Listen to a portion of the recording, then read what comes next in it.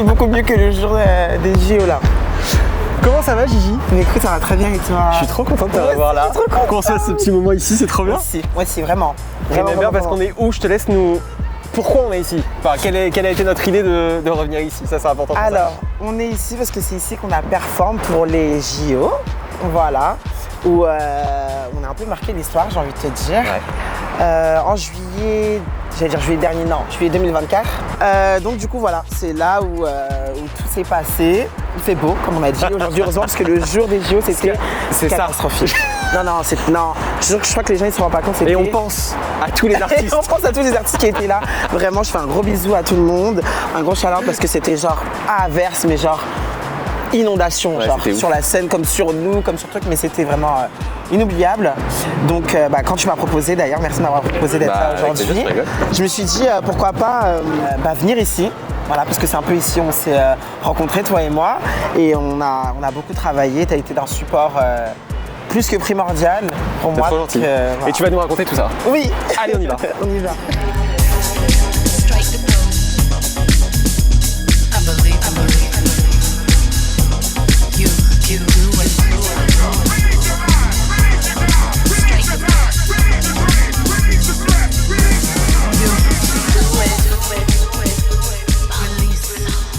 Il y a un an, on était ici pour les JO. Oui. Est-ce que tu peux me parler de cette expérience folle? Alors, il y a un an, on était ici pour les JO, en effet. En fait, moi, comment je l'ai vécu, j'y croyais pas en fait au début. Quand Maud, elle m'a contactée, donc Maud Lepadec, une des directrices artistiques du projet, elle m'a contactée, j'y croyais pas. Je me suis dit, en fait, la manière dont elle m'a contactée, je me dis non mais c'est un fake, c'est un scam. Je te jure, je me dis non mais ça n'existe pas. Non mais je me dis mais non mais c'est n'importe quoi. Enfin, ça peut. En fait non. Tu vois ce que je me suis dit, et c'était à quelques mois. Je me dis les JO, elle m'aurait contacté genre peut-être 1 an ou 2 ans avant, pas genre 6 mois avant. Je me suis dit c'est pas possible. C'est qui essaie de me scammer comme ça? Et du coup on s'est eu au téléphone. Et là, je me dis, peut-être que c'est vrai, on verra. Je suis venu au bureau. Et là, quand je me suis assis au bureau, tu sais, avec vraiment la table comme ça, en mode. un vrai bureau. Une vraie table de CEO, genre, de réunion. Je me suis dit, oh shit, c'est pour de vrai?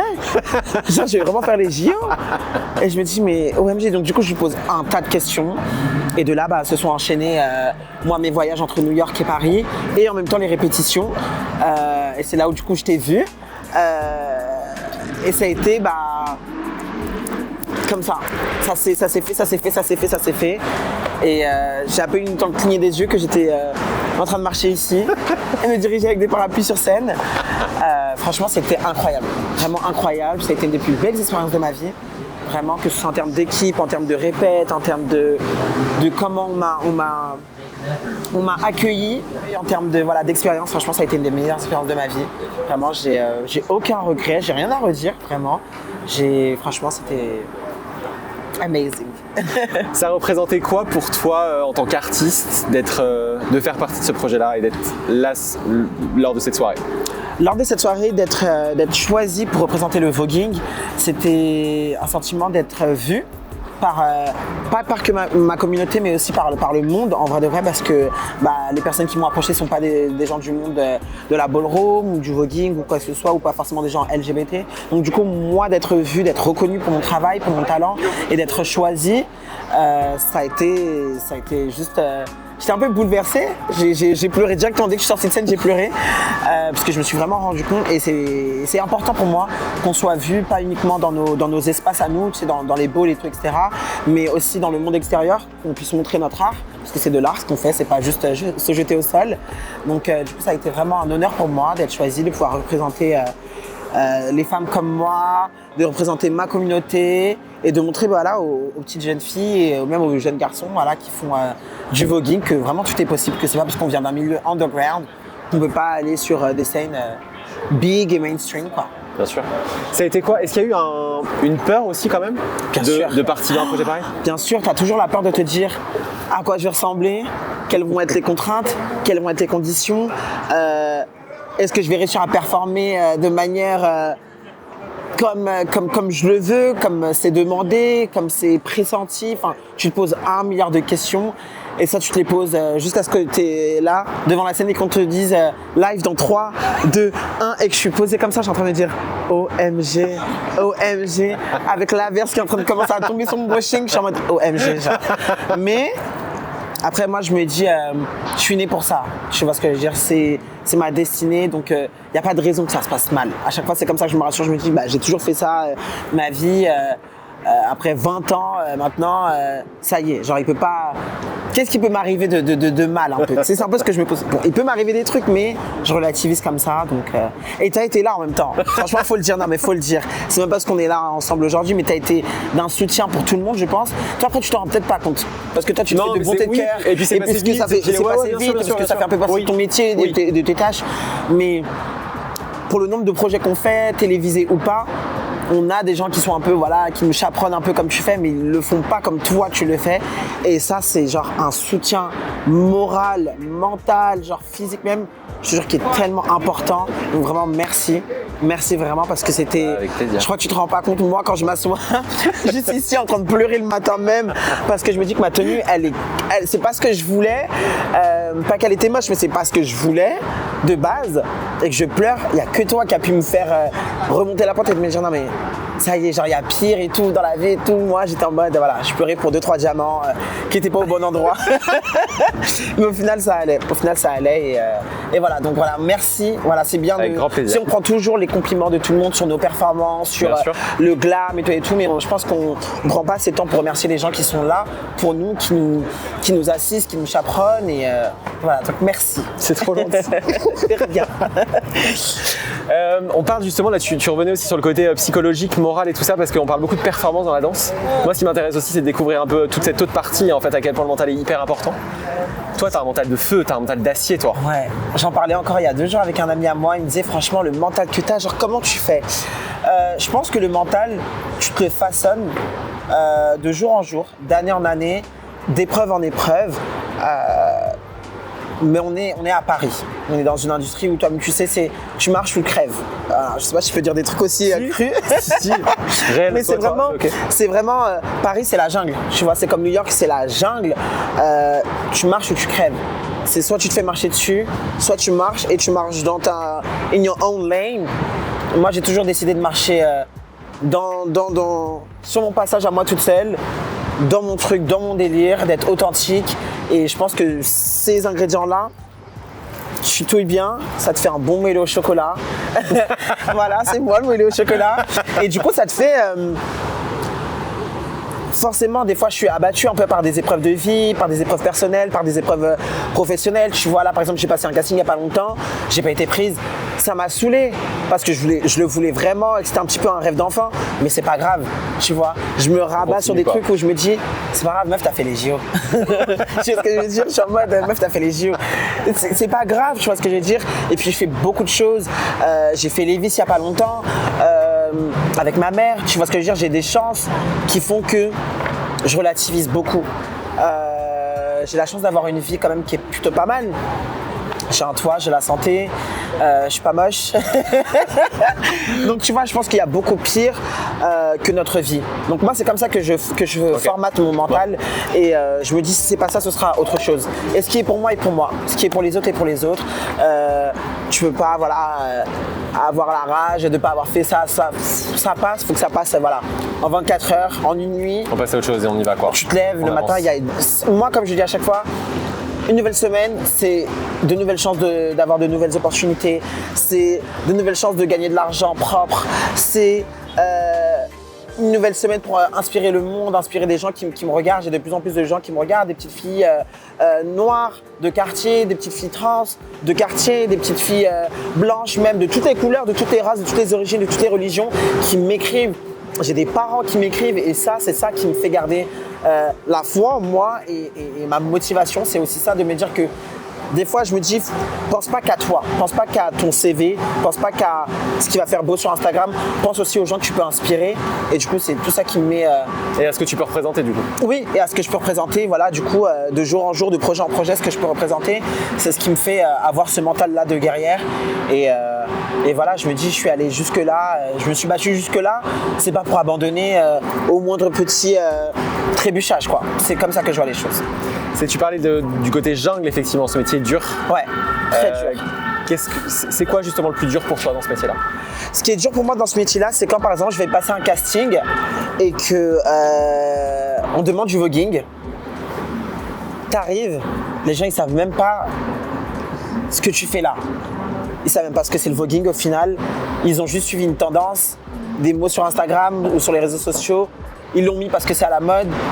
T'arrives, c'est un truc street jazz ou contempo ou autre. Et du coup, tu te sens pas à ta place. Tu dois faire ta place. Et du coup, ça te remet un peu dans des espèces de traumas de la société où tu dois faire ta place dans la société, te faire respecter, etc. Quand des fois tu te retrouves dans des castings ou dans des trucs de la dance industry, ça te remet un peu dans ces traumas-là. Donc c'est un peu... Ça te tambourine un peu la tête, mais justement là, juste de mon mental pour pas me laisser abattre par l'industrie, tu vois, c'est dur. Everybody trying to make it. De a way or another, tu vois, d'une manière ou d'une autre, les gens ils essayent de quitte à se tirer dessus, tu vois, mais c'est comme ça et c'est comme ça partout. Tu vas à Los Angeles, c'est pire. Tu vas à New York, c'est pire. Tu es à Paris, c'est pire aussi. Je pense que voilà, il y a un peu de compétition partout. Elle est féroce à certains endroits, un peu moins à d'autres, tu vois, mais que le meilleur gagne, c'est chacun pour soi et Dieu pour tous. Il faut arriver avec des armes un peu mieux aiguisées que les autres. Bien et sûr. Puis juste le but c'est pas non plus de se tirer dessus pour tout et pour rien, tu vois. Mais au bout d'un moment, il faut se démarquer. Et le plus dur c'est de se démarquer quand tu fais du voguing en France. Parce que c'est pas forcément un truc qui est vu de manière mainstream, c'est pas un truc qui est joli en télé souvent, c'est pas un truc qui est académique. Tu vois, surtout, ça sort pas de l'AID, ça sort pas de Ricodoms ou autre. Et d'ailleurs, il faut pas que ça devienne ça. Il faut pas. Et moi, c'est ce que je fais, je me bats pour ça à chaque fois que je donne des cours, c'est ce que je dis à chaque fois. Je dis, vous êtes venus prendre mon cours, moi je suis pas du tout scolaire. Moi, je viens pour vous apprendre l'essence du voguing, la base du voguing, ce que c'est le voguing, les vrais mots. J'édulcore pas, j'essaie pas d'amoindrir les termes ou autre. Non, je te donne le vrai. T'aimes, tu prends pas, c'est pas grave, mais au moins je sais que je t'ai donné l'authenticité de mon art. Et ça, c'est un combat de tous les jours. Voilà. Donc je pense que vraiment le côté le plus dur dans cette industrie, c'est de garder le côté authentique de cet art qui est le voguing. C'est dur, mais quand on veut, on peut. Et je pense que voilà, j'ai réussi à le faire avec d'autres de la communauté jusqu'à ce jour. Donc on va dire que ça se passe plutôt pas mal. C'est dur, je vais pas mentir, mais il y a plus dur. Pour des gens qui connaissent pas trop justement le voguing, moi j'ai fait mon premier ball là dimanche, c'était incroyable. Mais moi aussi je suis hyper novice là-dessus. Comment toi tu pourrais décrire justement cette discipline, cet art, ce mindset même, parce que ça va au-delà de au-delà de juste se jeter au sol, ça va au-delà juste de porter des couleurs et des paillettes et des strass. Le voguing ça a été créé dans les années 1970, inspiré et pris de la communauté LGBT, donc par les femmes trans, noires, latinas, racisées, qui venaient de base des pageant shows, donc les shows voilà, un peu Miss Universe, un peu drag et tout, etc. Okay.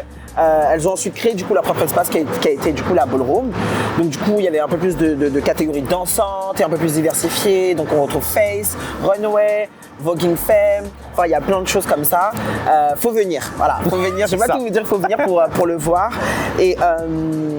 Et du coup, de ça c'est aussi né des combats, en fait, des combats LGBT qui étaient menés par la communauté contre la société, voilà, pour se faire accepter, encore une fois, comme je te disais, se faire accepter dans une société.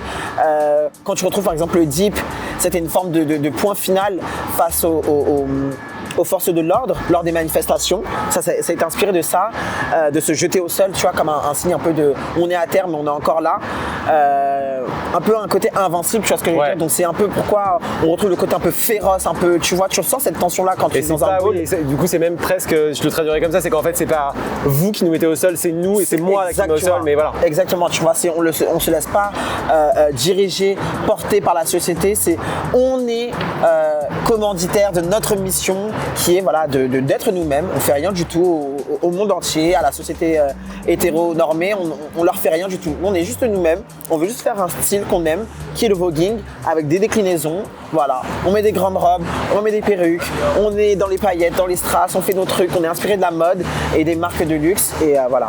Retrouvez-nous et venez, voyez, à chaque fois que les gens y viennent, comme toi, tu vois, t'es venu dimanche, t'es ébloui, tu vois, et c'est pas comme les gens, ils essayent un peu de le faire, de le portray en social media, en mode c'est un truc hyper farfelu, hyper folasse et tout, c'est pas du tout ça. Genre, c'est pas du tout ça, va au-delà de ça. C'est de l'art, c'est de la beauté. Et en général, tout le monde y trouve ce compte. Hein. Ouais. En plus, il y a des beaux mecs. Voilà, En plus, il y a des beaux mecs. Donc voilà, tout le monde y trouve ce compte. Il y a que des gens beaux, mais beaux dans le sens de l'intérieur comme à l'extérieur. Exactement. Ouais. Beau, non pas juste du physique, mais à côté, il y a un truc. Parce que c'est là, c'est un endroit où chacun raconte son histoire. Donc je pense que la beauté, elle est aussi là. C'est que moi, quand je viens déposer tous mes traumas, entre guillemets, mon histoire.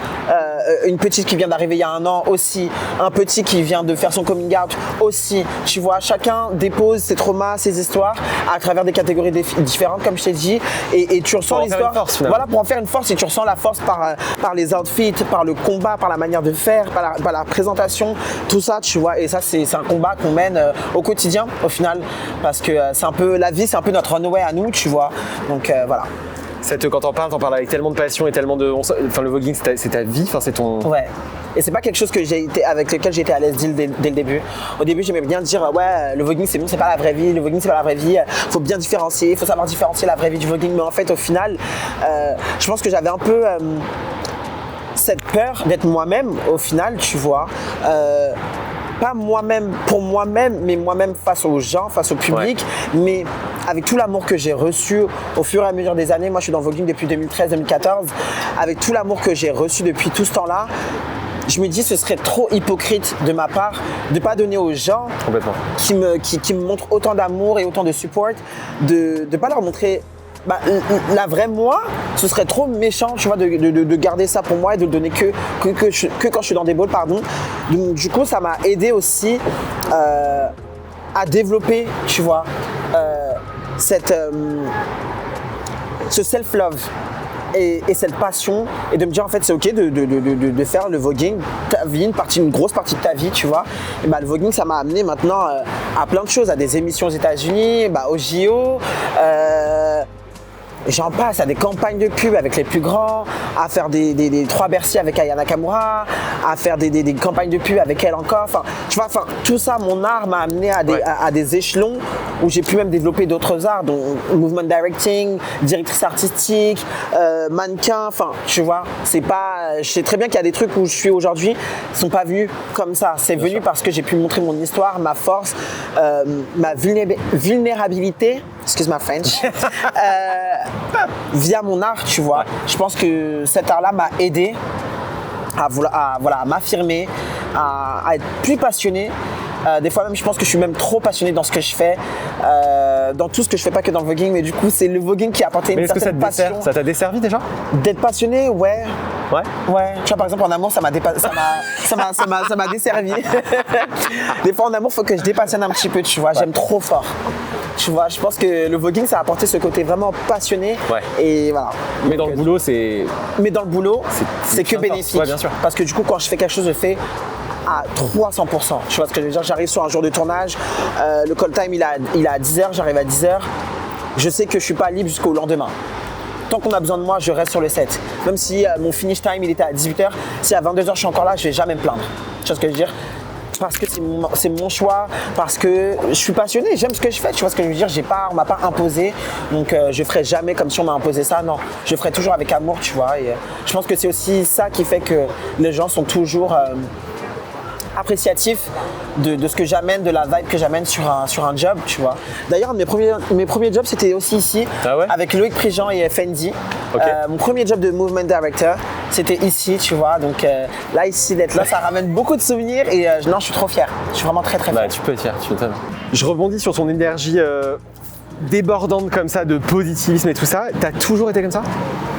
Alors, moi, je suis très positive, mais en même temps très rancunière. Ok. Je sais pas si ça... Ça veut dire que je suis très positive, mais si je me fais un truc, je vais pas te laisser. Voilà. C'est parce que tu donnes tout, t'es quelqu'un qui donne tout. Voilà, moi je donne beaucoup, je te donne tout et je te donne à 100%. C'est-à-dire que si if you cross me, ah mais c'est fini. Je serais Mia Fry, moi, je suis très franglais. Et on embrasse Mia Fry. Mais Mia Fry, si tu regardes ça, mais je t'aime, je vais passer une après-midi avec elle. Tu la connais? Tu as genre... Non, jamais. Mais c'est un rêve. Bah enfin, l'appel à Mia Fry. C'est un rêve. Bah enfin, mais Je vais le faire. Je vais l'inviter au prochain bol. Voilà. Vraiment. Non, je suis quelqu'un de très positif, mais parce que en fait, je me dis aussi que la vie elle est très courte.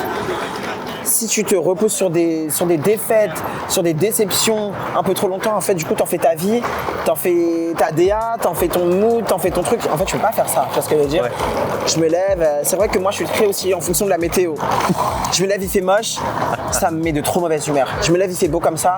Peu importe ce qui m'arrive, ça, je suis rarement de mauvaise humeur en été, tu vois. Mais l'hiver, je te jure, je suis ronchon. Ah, je suis ronchon l'hiver. Ah, je te jure, je suis ronchon. Mais je garde toujours ce côté positif parce que, en fait, c'est un peu de that's the way, tu vois ce que je veux dire. Enfin, tu veux faire quoi dans la négativité? Oui. Qu'est-ce que tu peux faire? Ça va t'apporter quoi? Alors que tu es positif, tu vois la vie d'un bon œil, voilà, j'essaie de pas être trop pessimiste. Ouais, mais il y a le savoir, parce que ça, on a tous envie d'avoir ce mindset-là, mais il y a l'appliquer, tu vois, au quotidien, c'est quand même. C'est dur. Ah non, je vais pas te mentir, c'est très dur de l'appliquer au quotidien. Voilà, comme tu le sais, dans l'industrie, on passe des castings, on fait ci, on est appelé pour un job, finalement non, finalement oui, finalement. Donc tout ça, des fois, ça joue un peu sur ton humeur, sur ton mood, ça te fait douter sur tes capacités, sur ton talent même des fois. Mais moi, je pars, toujours du principe de, des fois j'ai une petite part de ça me saoule, mais what is for me is for me. Je peux rien faire. De toute façon, je peux pas changer les choses. Non. Ça se fait, ça se bat, tu peux pas changer les choses. Oui, c'est ça. Ouais, non, mais t'as raison. Donc c'est comme ça que je vois. Donc je sais pas si je suis full 100% positive, je sais pas quoi, comme beaucoup aiment le faire paraître sur les réseaux. Mais en tout cas, je sais que j'avance avec mon temps et avec ma vision des choses, de ce qui est pour moi est pour moi. Il y a aussi un truc à ta force, je trouve, c'est que tu fais plein de choses, tu arrives à voguer dans différents univers aussi. Ouais. La mode, là t'en parlais tout à l'heure, le côté directrice artistique, movement director pour des artistes et tout ça. Ouais. Qu'est-ce qui te plaît aussi dans tout ça, de voyager un peu dans tous ces métiers-là? Moi, j'adore le côté caméléon. Le côté, je suis pas, I'm not in a box, tu vois ce que je veux dire? Qui peut être un problème en France. Qui peut être un problème en France, parce que la France, exactement. La France, c'est grave un pays où on va vouloir te mettre dans une boîte de, si t'es danseuse, t'es danseuse. Si t'es comme toi derrière les caméras qui doit diriger avec les DA et la réal, c'est ça et c'est ça, tu vois ce que je veux dire?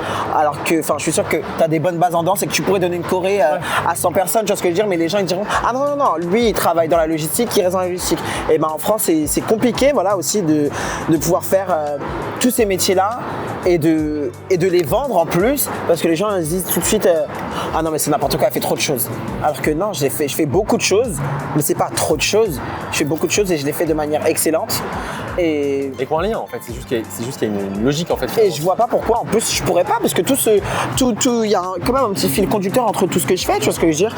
Je suis danseuse, du coup j'ai un peu plus de facilité avec mon corps. Donc quand je suis sur un set avec des mannequins qui n'ont pas cette facilité là, qui savent juste marcher et pas forcément bouger pour une campagne publicitaire vidéo où il faut que ça danse un peu, je peux les aider.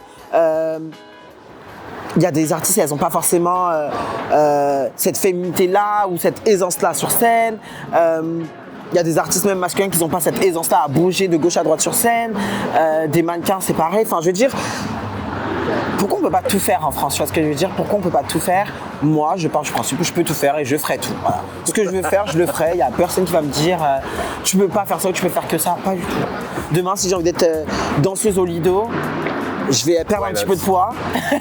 Ou non, en vrai de vrai. Non, démocratiser le truc de tu peux être un peu thick, un peu un peu corps en sablier et être danseuse au Crazy Horse. Je vois pas pourquoi on pourrait pas. Tu vois ce que je dis? Ça déjà, c'est un truc que je me pose souvent comme question.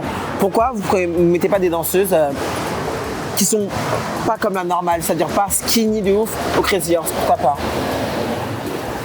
Il y a un truc, qu'est-ce que tu penses justement le rapport au corps dans notre métier? C'est super violent. Le rapport au corps dans notre métier, il est super violent. On arrive à un stade où je vois de plus en plus de collègues, j'appelle ça collègues, des personnes, des filles de l'industrie. Je les vois des fois dans des conditions de elles mangent pas trop, elles font attention à ce qu'elles boivent, attention à ce qu'elles mangent, un certain régime et tout ça pour des jobs qu'elles sont même pas sûres d'avoir, tout ça pour des trucs télé, tout ça. Moi, personnellement, je vais jamais rentrer dans ce genre de case-là parce que, au final, tu rentres dans ça pour un job qui va durer une semaine et la semaine d'après, tu fais quoi? T'es en carence. T'es en carence, tu t'aimes pas. Non, moi, je préfère m'aimer moi être dans le corps que je suis. Voilà, un coup je suis un peu plus affiné, un coup je suis un peu plus pulpeuse, voluptueuse, et c'est pas grave, et c'est ok. Tu vois, par exemple, là c'est samedi, dimanche au ball, je me suis rendu compte que j'avais pris du poids, et c'est ok. C'est pas... Ouais, j'allais demander justement, est-ce que c'est facile justement de s'aimer, de s'apprécier, là comme tu le disais, à un moment donné, voilà. C'est pas facile parce que moi je me suis pas aimé tout de suite. Mais quand j'ai compris que si je m'aime pas vraiment avec un amour genre vraiment intense, personne de l'extérieur ne pourra m'aimer comme ça non plus. Tu vois ce que je veux dire? Si tu montres pas aux gens que tu t'aimes, tu vas pas, enfin tu pourras jamais être vraiment heureuse selon moi. Dans le sens où je préfère m'aimer moi au point où je m'aime. Mais je pense que les gens qui me suivent sur les réseaux, ils voient à quel point je m'aime. Genre des fois je me dis t'abuses un peu, mais j'abuse pas. Faut s'aimer comme ça plutôt que d'attendre de l'amour, de la considération des gens, de la validation des gens. Moi j'ai jamais été dans ça par contre. Tout ce qui est validation, considération, avis des gens. Depuis que je suis en primaire et que je fais des chorés sur les Destiny Child au fond de la cour de récré, j'ai compris que je m'aimais assez, tu vois ce que je veux dire. Mais c'est vrai que étant plus jeune, j'ai eu des hauts et des bas un peu dans les montagnes russes sur comment je me sens, comment je m'aime, comment je veux qu'on m'aime, comment je veux qu'on me voit. Mais ça après avec le temps c'est parti. Hein. Plus j'ai grandi, plus j'ai eu des longs cheveux et plus c'est parti. Hein. c'est pas quelque chose que je garde, tu vois, je cherche pas la validation des gens. La seule validation que tu cherches, voilà, c'est est-ce que c'est validé pour un casting ou pour un truc ou pour un poste quand tu travailles avec des marques ou avec voilà, des médias. Sinon, moi je mène ma vie comme je l'entends et je pense que voilà, ça plaît pas des fois et je le comprends parce que même moi aussi des fois il y a des contenus que j'aime pas. Des personnes que j'aime pas, c'est pas grave, c'est comme ça, on n'est pas fait pour tous s'aimer, c'est impossible de tous s'aimer. Exactement. Mais ceux qui aiment, je sais qu'ils l'aiment pour de vrai, ils aiment le côté authentique, ils aiment comment je parle, ils aiment comment je parle de mes expériences, ils aiment comment je donne un peu voilà, des behind the scenes de ce qui s'est passé. Ils aiment le fait que tu assumes aussi quoi. Que j'assume tout ce que je fais, tu vois ce que je veux dire. Et c'est ces gens-là qui m'ont aidé à m'assumer de plus en plus, tu vois, c'est ma communauté, c'est les gens sur les réseaux. Qui me remercie. J'ai rencontré quelqu'un qui habite dans ma ville dimanche, je sais même pas ce qu'elle m'a dit, j'habite dans la même ville que toi et je veux juste te dire que je suis très fier et genre je suis fier de dire que t'es de ma ville, tu vois. Et je suis en mode oh waouh, ok, ça me touche et je suis trop content, tu vois. Donc c'est ces petits moments comme ça qui me poussent encore plus à avancer et à me dire que quelque part il y a quelqu'un qui apprécie ce que je fais. C'est quoi les prochains? On a tous des rêves et on a même des rêves des fois qu'on n'ose pas même formuler, même si toi je pense que tu oses formuler les choses. Mais est-ce qu'il y a des choses que tu rêves de faire et que tu t'interdis ou que tu aimerais faire ou Je dis ça mais parce que moi je suis dans des trucs comme ça où des fois je me dis ah putain j'aimerais faire ça mais je n'ose pas le dire ou des trucs comme ça. Et je pense qu'on est plein à être comme ça, à désirer des choses et je pense que le fait de le formuler aide beaucoup. Mais pourquoi tu le formules pas? Je sais pas, par peur tu sais. Mais peur de qui, de quoi? De ce que disent les gens. C'est ça le problème. Ouais, mais bien sûr. Là, quand j'entends parler, bien sûr que moi, bien sûr. Vois. Et les cases, comme tu dis. Mais après, je comprends parce que, par exemple, toi, je vais répondre à ta question, mais parce que toi, par exemple, dans le corps de métier dans lequel t'es hyper sans savoir, les gens peut-être se rendent même pas compte, mais t'es hyper exposé au final aux caméras, aux grands bureaux, voilà, des chaînes télévisées, à des artistes. T'es quand même exposé au plus grand de la télévision française à ce jour. Donc forcément, tu dois faire attention à ce que tu dis, à ce que tu fais, à comment tu le dis, à comment tu le fais. Mais en vrai de vrai, un conseil, c'est fais ton travail comme tu le fais d'habitude avec Amour Rouge. Mais je vois pas pourquoi tu pourrais pas claim tes rêves et pourquoi tu pourrais pas le dire, pourquoi tu pourrais pas les mettre en place. Regarde, aujourd'hui, t'as un média, c'est super bien, tu fais parler des professionnels de la danse et pas que, mais du monde de la musique, on va dire, et de la danse. Mais c'est super bien. Et moi, je trouve ça super bien qu'on puisse avoir une plateforme où tu regroupes plusieurs types de personnes, plusieurs types de personnalités, de plusieurs styles, de plusieurs mondes différents qui peuvent venir s'exprimer et parler un peu de leur expérience et de comment ils voient les choses et de leur avenir, tu vois. Rien que ça. T'as ça, mais tu peux le faire aller encore plus haut. Ouais, bien sûr. Mais c'est quoi qui t'empêche? Bien sûr. La vie des gens. Et moi, comme je dis à chaque fois aux gens, par exemple de ma house, aux kids ou autres, c'est pendant que toi, t'es en train de te dire qu'est-ce qu'ils vont se dire, ces propres gens-là, eux, ils vivent leur vie. Hein. Oui, ils avancent. Eux, ils avancent. Ouais, complètement. Donc toi, t'es en train de te soucier de qui va dire quoi, mais les gens qui sont en train de dire qui ou quoi, ils sont en train d'avancer. Ils te critiquent, mais en même temps, ils avancent. Clairement. Donc pourquoi ne pas avancer dans tous les cas?